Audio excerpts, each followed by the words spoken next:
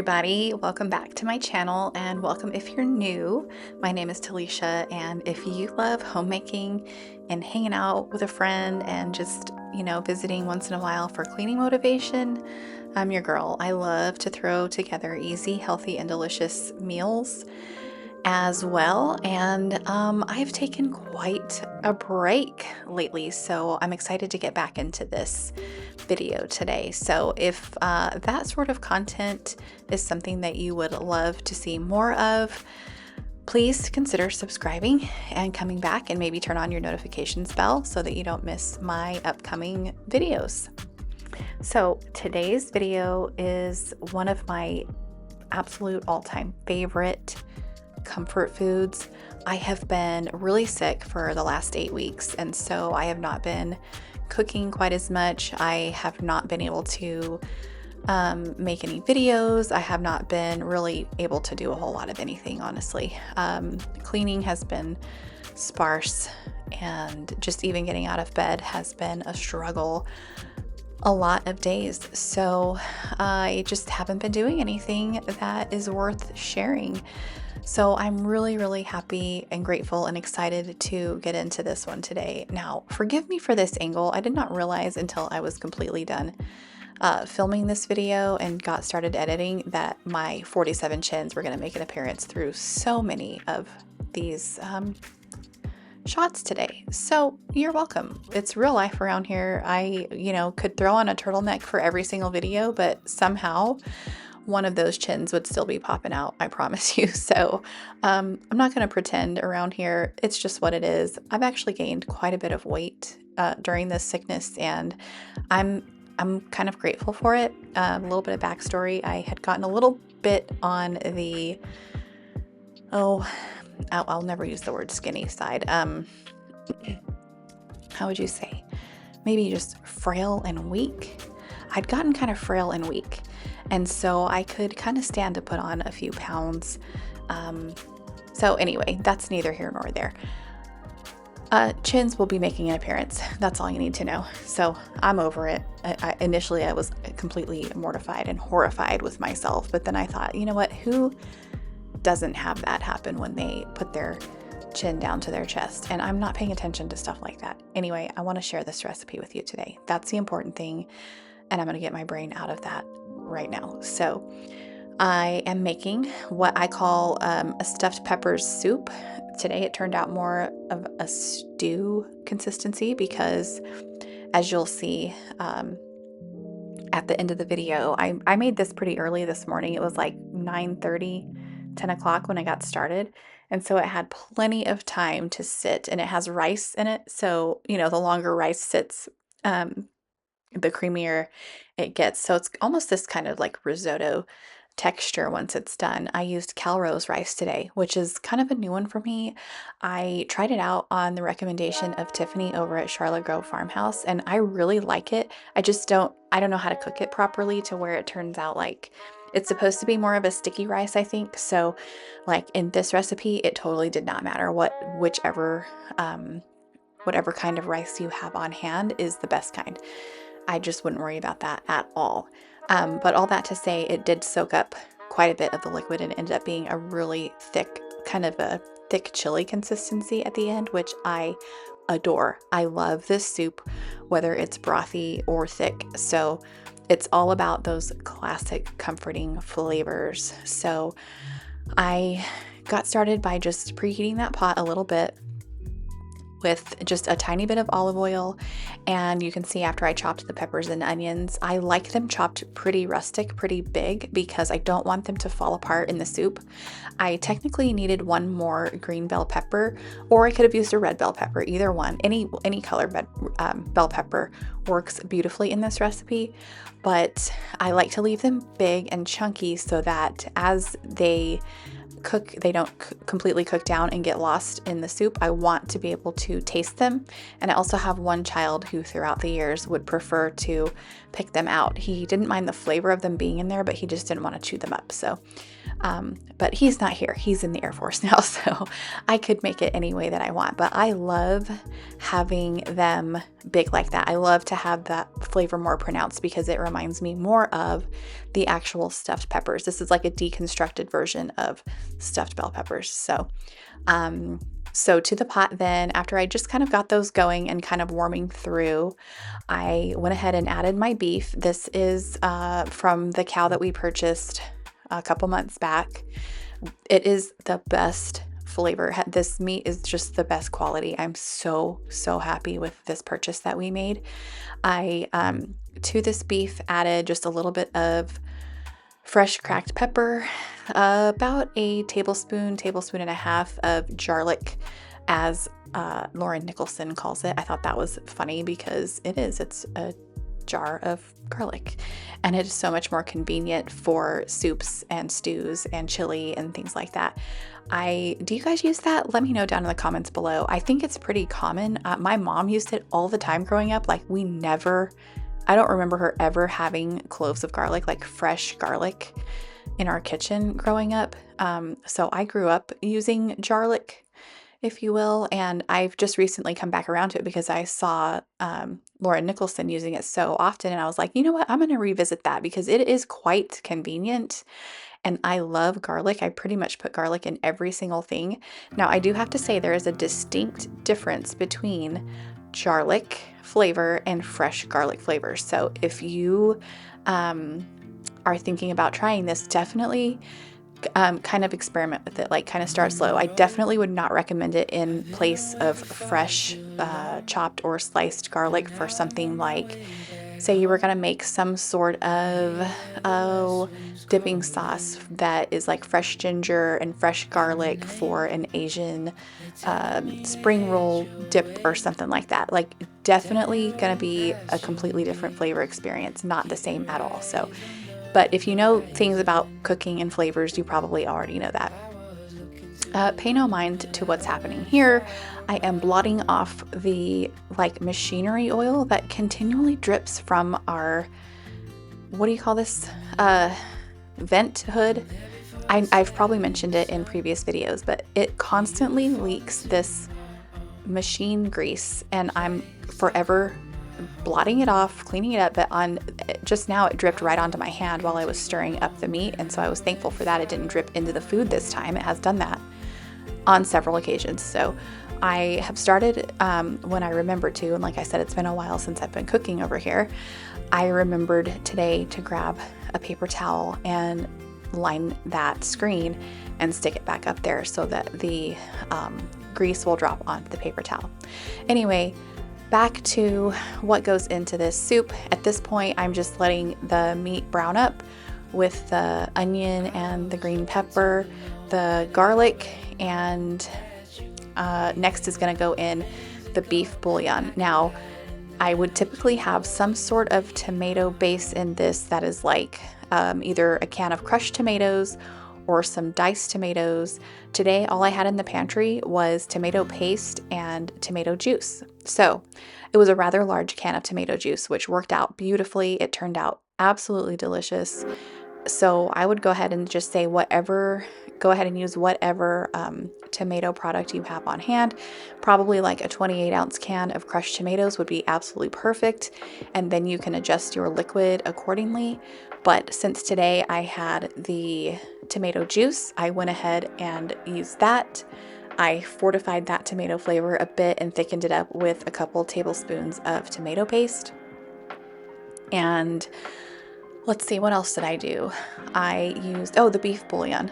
And since it was already so kind of liquidy, I did not use any water to make the broth ahead of time with the bouillon. I just put it straight into the meat and got all that good flavor cooking in there. And then, and then from there, let me see. So you'll see it was a rather large can of tomato juice that I used. And like I said, it ended up working out absolutely perfectly. But so I just stirred in kind of those base flavors and let it do its thing. And then I poured in the tomato juice. I want to say this was like over a quart size can, a quart plus. But like I said, you can obviously, as long as it's a tomato-based product, you can use diced tomatoes or crushed tomatoes or, well, heck, you could just even use tomato sauce if you wanted to. I would not use anything like a pre-seasoned spaghetti sauce, and I'll tell you why a little bit later in the video.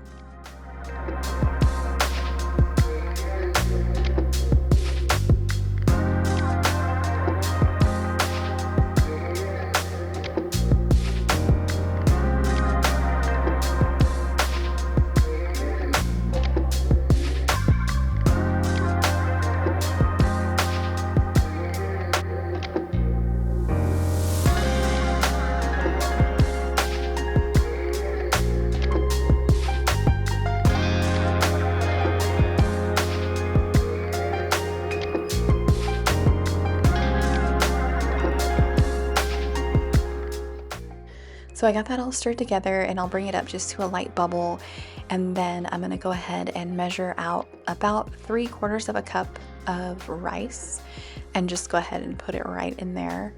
I was going to I started with half a cup, and I was like, it never looks like enough, right? Anybody else always do that when you go to add rice to a recipe or something, or like whatever grain you're using, and you're like, oh, it's not going to be enough. And then at the end, you're like, oh my gosh, it completely took over. But so I stirred in that initial half a cup, and then I was like, just a wee bit more.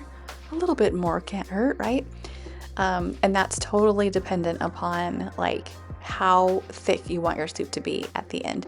And I will show you several clips throughout so you can see as it sits and soaks up the liquid. There I go. Just can't leave well enough alone. I never trust myself. There's a lesson in there somewhere, but anyway, you'll see kind of shots, little clips here and there throughout the rest of the video where I'm kind of showing you periodically. I'll open it up and look at it and stir, and it just gets thicker and thicker and thicker to the point where now it is just the most delicious, thick and rich soup.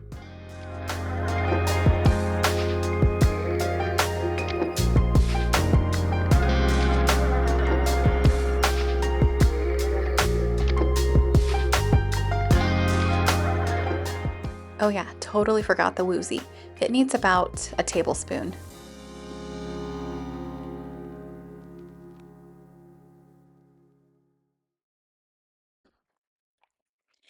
And boy, am I glad that I forced this sourdough bread to come together today. It turned out so good. I am so full right now. I held off on eating that soup all afternoon. I made it early this morning, and then it sat there all afternoon just getting all happy and good and soaking up all those flavors and coming together. And I was waiting patiently for my bread, well, impatiently, because technically I should have had that resting in the refrigerator for proper fermentation at least overnight. But it was so warm in the laundry room that I was able to force it. So I got it ready by 3 o'clock today. It was, you can see here, it's super stretchy. It was already super bubbly. It smelled so good. This was after probably three hours after mixing. So yeah, it was one of those times where I was like really not sure if it was going to turn out, but it actually turned out super good. It didn't have, the time that it needed to turn into like a properly fermented loaf of bread, but it is delicious nonetheless. So I'm just taking a moment to put the kitchen back in order. Since I've been feeling better the last couple days, I've been able to keep up with my chores so much better, and it has felt so good to wake up every morning to a clean kitchen, go to bed every night with a clean kitchen.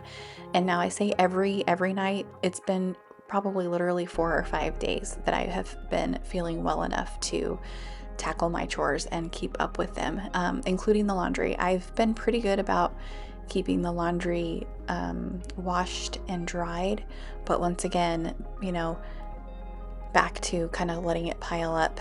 And so the last couple days being able to completely get everything done.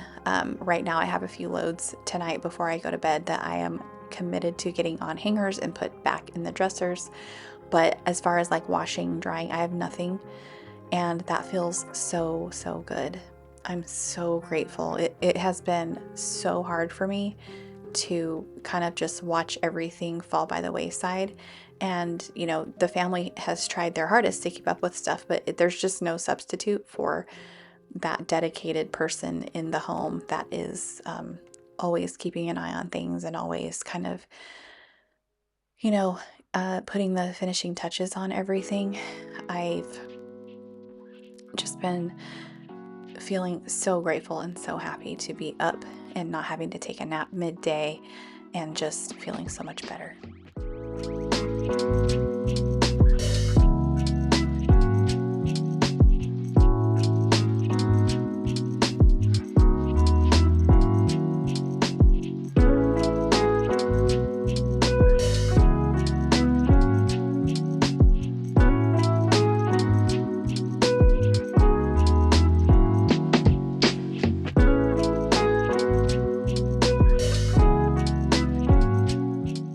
You can see here after about 30 minutes, maybe not even, maybe 20 minutes or so, it's already starting to thicken up and that rice is starting to puff up a little bit. And I can't tell you, this smells so good.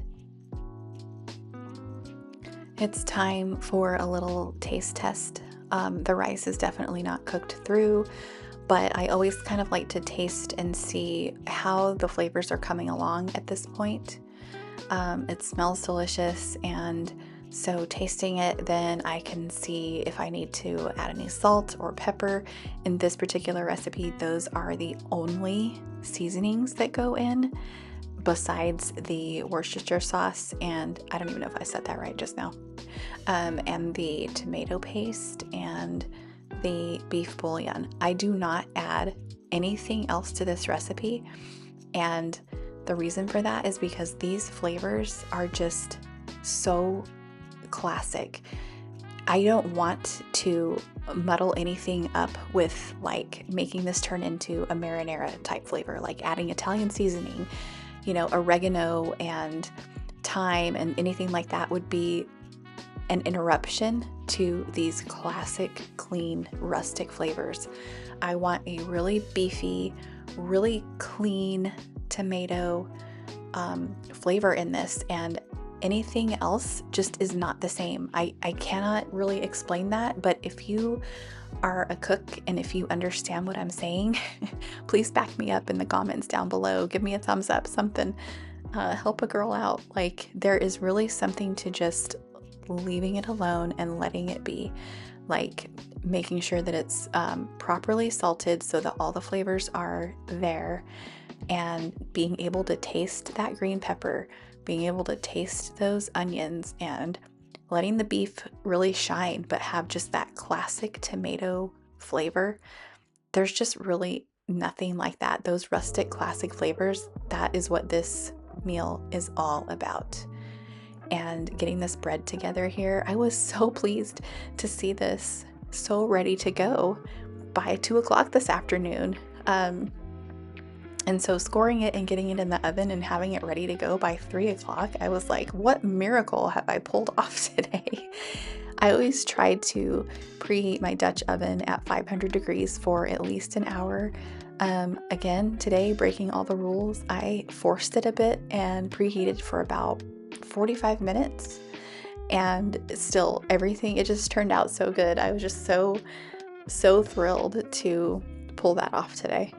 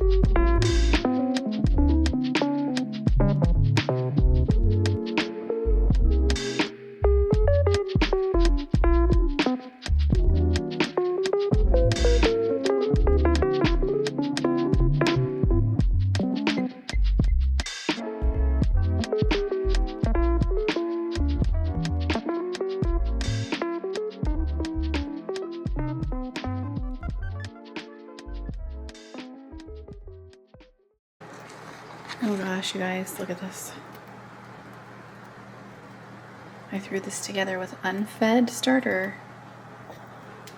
And it looks can be deceiving, but you know, it looks pretty good. And it will totally eat, right? Like it's gonna be really, really good with the soup. So I'm so glad that I went ahead and pushed this and got it ready, because I really was not sure that that was going to turn out. And then our soup has turned into a nice, thick, hearty, rustic stew texture, which is, it's so good. Now, if I wanted to, I could take some beef broth and thin it down a little bit and just season it up a little bit. So at that point, I would do like maybe a bit of garlic powder, onion powder, maybe a little more salt and pepper, and just call it good. The flavors in this are so good, just very classic, clean.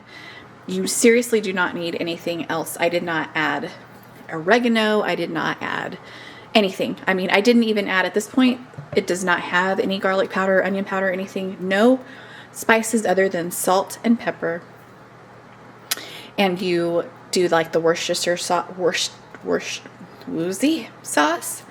and just let the flavors be. But anyway, so happy. This is so beautiful. It turned out so good. I cannot wait to serve this up. It is just after 3 o'clock. It is still so dark and rainy. Let's go out here and take a look. It's a little chilly today too. Like yesterday it was so hot with all the tornadoes coming through.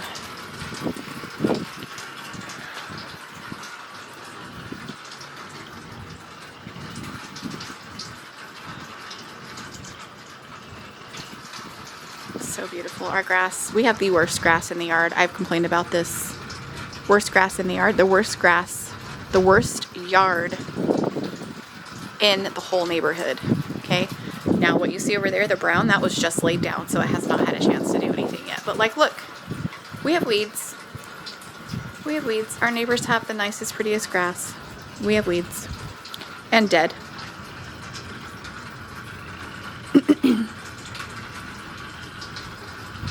But it is so beautiful out today. This rain is just amazing. Loving it. So perfect day for some yummy soup. I'm so excited about this. Maybe Bishop will try it. Maybe he will. We'll see. And then I've got some starter going for another loaf. I can actually throw one together now, or I can wait. I can do another feeding if I want. I was thinking about making some pizza dough and popping that in the fridge, but we are going to be out of town. So I'm probably going to go ahead and just throw that together.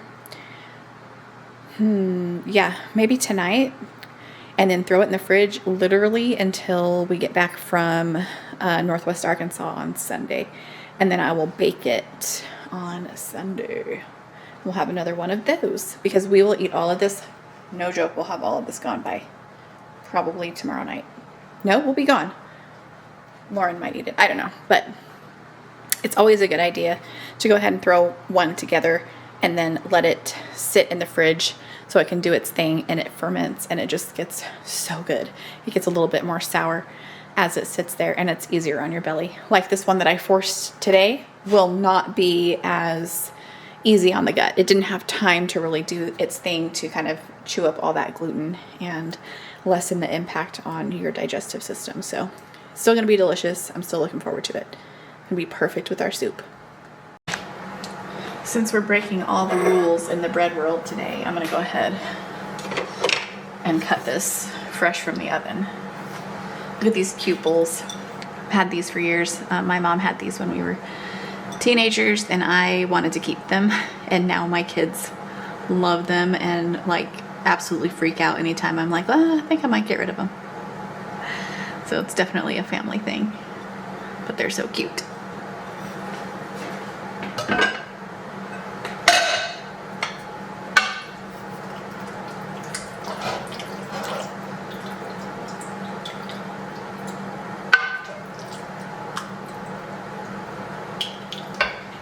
Yum. Yum and yum. Oh my. Looks so good. I'm gonna have to warm that up. Here we go. Ooh, where's the bread knife?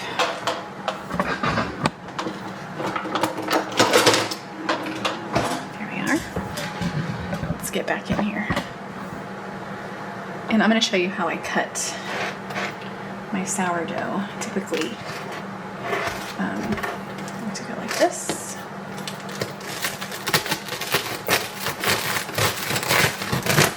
It's a very messy job. And you should totally let this rest for like at least 2 hours because it's still technically cooking. Look at that. Unfed starter. Come on. And then I will cut side down, still cooking, and then I'll go like this. Unless we want them in long, thick slices, then I'll just go like this. Since this is for soup.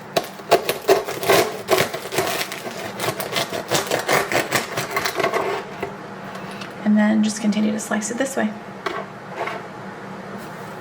Oh, it really does not want to cut right now because it's still so warm, but I want to get a slice for a photo and to get on camera for y'all. So let's see, I need butter.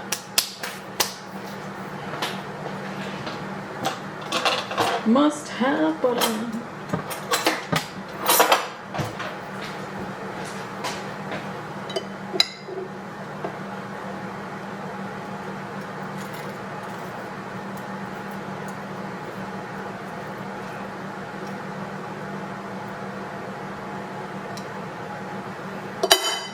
Is there anything better? I mean, is there anything better?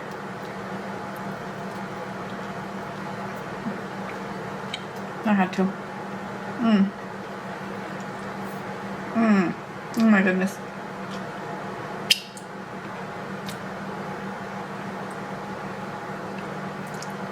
Ridiculously good. This is so comforting.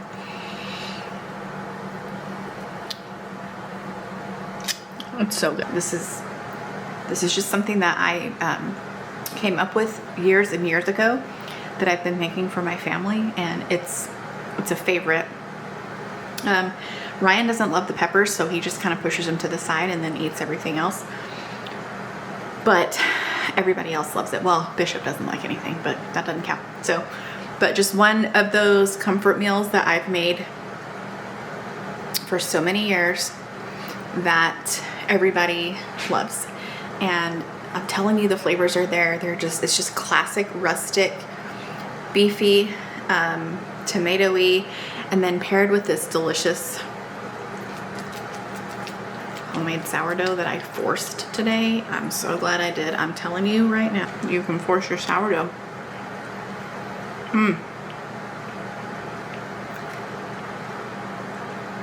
I've been waiting all day for this. And I guess if you wanted to, with this soup, you could put some cheese on it. I mean, you could do a ton of stuff too. I mean, you can make it, customize it however you want, but I'm telling you, it just doesn't need anything. It's that classic, almost comfort casserole taste where, like I told you before, you can thin it out if you want it more soupy. I love it like this. And those classic flavors are just, that's where it's at. Just leave it alone, man. But I hope you try it. And if you do, let me know down in the comments below. I want to know what you think of it, if you did anything different. There are times when, and I did today, I set out my little bit of sugar. There are times when I want the same basic recipe, but I want it to be more like stuffed cabbages instead of stuffed peppers. So I will do all the same things, exactly the same recipe, but then I'll add a splash of vinegar and some sugar. Now, I'm telling you, even halfway through this bowl, I might get bored of this and be like, I'm gonna jazz that up. And I'll put a little splash of vinegar and a couple pinches of sugar stir it up, and it turns into this most delicious sweet and sour, similar to like a sloppy Joe, but not quite, because it's not like smoky barbecue-y. It's just tangy, same tomatoey flavor, but it turns it into this like sweet and sour tangy. If you've had stuffed cabbages, you know what I'm talking about. That's how you do that. You do the same thing, and then you put that vinegar and sugar in there, and it just lights you up. It's so good. But if you do try it, let me know. I want to know. This is not rocket science. This is just one of those like throw it together because you have all these ingredients on hand most of the time anyway. Rice, beef, some kind of tomato sauce or diced tomatoes, peppers, onions. Did I say rice? Pantry staple meal. Love it. Thanks for being with me today, my friends. I hope you are having a fantastic week, and I hope that if you are in the line of these storms, that you are staying safe. They are not over. They're not over. It's just life in this part of the country, and it's at times we're like, why do we live here? But we do live here, and we love it for so many other reasons, and so we're not going anywhere. So these storms need to go around us and leave us alone.